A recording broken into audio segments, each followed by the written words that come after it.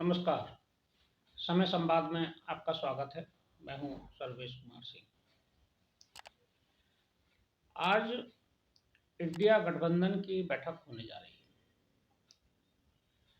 उससे पहले गठबंधन की सहयोगी तृणमूल कांग्रेस की नेता और पश्चिम बंगाल की मुख्यमंत्री ममता बनर्जी ने एक बयान दिया। उन्होंने कहा है कि गठबंधन में प्रधानमंत्री पद का दावेदार और नेता का चयन चुनाव के बाद किया जाएगा। चुनाव सामूहिक नेतृत्व से लड़ा जाएगा और सभी के प्रयास से सभी के एक समूह के नेतृत्व में चुनाव लड़ा जाना चाहिए। ये उनका सुझाव। आखिर आईएनडीआईए प्रधानमंत्री पद का दावेदार घोषित क्यों नहीं करना चाहता? ये एक बहुत महत्वपूर्ण सवाल है। जब ये सर्वविदित है कि प्रधानमंत्री नरेंद्र मोदी एनडीए गठबंधन के नेता हैं और वो तीसरे टर्म के लिए अपनी दावेदारी कर रहे हैं और उन्होंने बहुत आश्वस्त रूप से ये कह दिया है कि वो तीसरे अपने जो कार्यकाल होगा उसमें भारत की अर्थव्यवस्था को दुनिया में तीसरे नंबर पर पहुंचा देगा। अभी अर्थव्यवस्था 5वें स्थान पर, यानी कि स्पष्ट है, यहाँ कोई कंफ्यूजन नहीं है, कोई किसी तरह का संशय नहीं है। लेकिन आईएनडीआईए जिसमें 26 दल हैं, ये अपना नेता चुनने से बचना चाहते हैं। आखिर उसकी वजह क्या है? क्यों आईएनडीआईए के 26 नेता अपने बीच में ये तय नहीं कर पा रहे हैं कि उनका नेता कौन हो?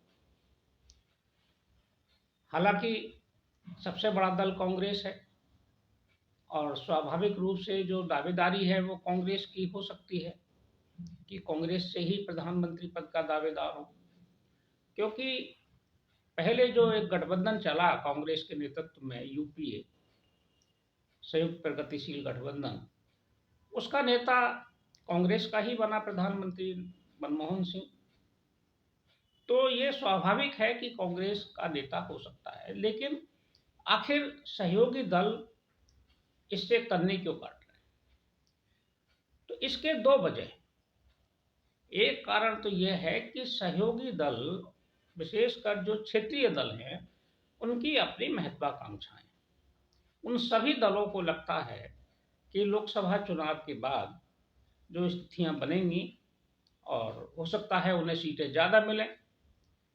हालांकि ये भी सर्वविदित है कि कांग्रेस से ज़्यादा किसी भी क्षेत्रीय दल को सीटें नहीं मिलेंगी 2024 में चुनाव। लेकिन संख्या बल के आधार पर, जोड़ तोड़ के आधार पर उन्हें लगता है कि हम भी प्रधानमंत्री हो सकते हैं। क्षेत्रीय दलों के जो नेता हैं, सबके मन में प्रधानमंत्री पद की दावेदारी का मंसूबा है और सबकी आकांक्षा है और होनी भी चाहिए। राजनीति में अगर आए हैं तो सत्ता के लिए ही आते हैं। इनमें सबसे प्रमुख रूप से नीतीश कुमार, ममता बनर्जी, शरद पवार, कई नेता ऐसे हैं जो अपने आप को प्रधानमंत्री पद का स्वाभाविक दावेदार या उम्मीदवार मानते हैं। तो इन सब नेताओं को लगता है कि लोकसभा चुनाव से पहले दावेदारी और नाम तय होना ठीक नहीं है, क्योंकि एक बार और जब तीसरे मोर्चे की सरकार बनी थी गठबंधन की 1996 में, तब भी किसी नेता का नाम तय नहीं हुआ था। गठबंधन जो विपक्षी गठबंधन था, संयुक्त मोर्चा था, जिसने कांग्रेस को सत्ता से हटाया था, उस गठबंधन में भी नेता का नाम तय नहीं था और बाद में नेता का नाम तय हुआ और वो नेता बने एचडी देवगौड़ा, जो कि कर्नाटक के मुख्यमंत्री थे। तो एक राज्य के मुख्यमंत्री को मौका मिला और उसमें वामपंथी दल भी थे। हालांकि उस समय कई नाम आए थे, मुलायम सिंह यादव का नाम भी आया था, ज्योति बसु का नाम भी आया था, कई नामों पर चर्चा हुई थी, लेकिन अंतिम निर्णय एचडी देवगौड़ा के नाम पर हुआ था।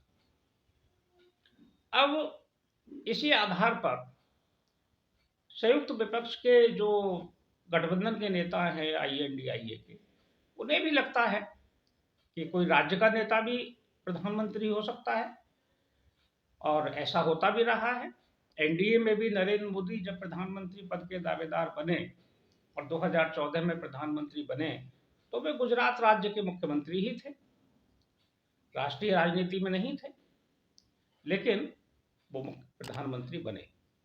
तो यही इच्छा क्षेत्रीय दलों की प्रधानमंत्री पद का दावेदार चुनाव से पहले घोषित होने से पहले रोक रही है।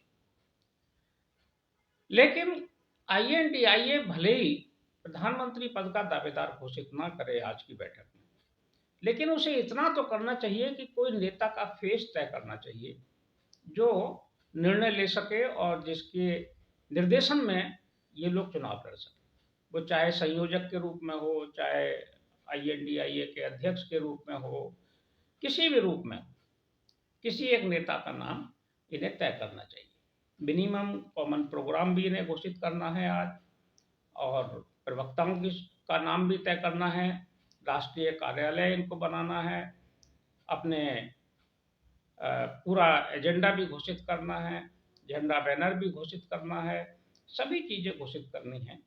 हालांकि आज ऐसा अनुमान है कि बैठक इनकी सफल हो सकती है, क्योंकि सभी दलों के जो सहयोगी दल के नेता हैं कल ही दिल्ली पहुंच गए। नीतीश कुमार, लालू यादव, ममता बनर्जी, सभी लोग पहले से वहाँ दिल्ली में हैं और आज ये बैठक होगी।